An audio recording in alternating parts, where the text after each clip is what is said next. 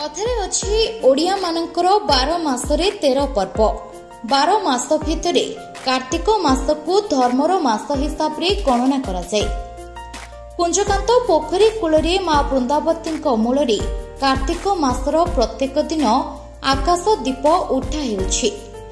एठरे 30 वर्ष हेबो एही आकाश दीप उठा परंपरा रही आसेछि। सभापति स्निग्धाराणी नंद, संपादक ज्योतिर्मयी पंडांक समेत कुंजकांत अंचलर बहु महिला एही पूजारे सामिल हुअन्ति। पूर्व पुरुषमानक उद्देश्य रे एही पूजा अनुष्ठित होइथे। 12 मासरे कार्तिक मास हेउछि सबुठारु पुण्यर मास।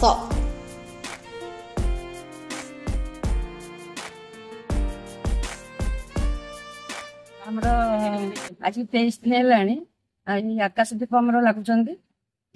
आमर सब कुंजकांत अंचल प्राय 30 जन खंडे स्त्री लोक आम एकाठी होकर सकाल बेला राई दामोदर पूजा करुचु।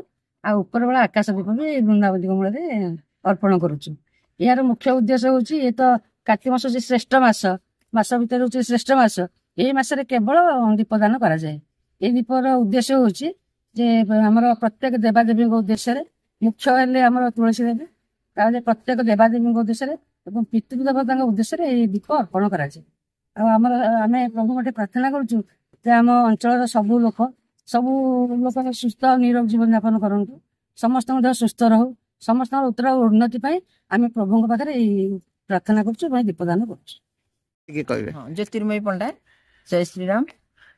आम ये समस्ते कार्तिक व्रत करुचु। आकाश दीप समस्त मंगल कामना पितृपुरुष मानकर आशीर्वाद नापी आम आकाश दीप को जालुचु।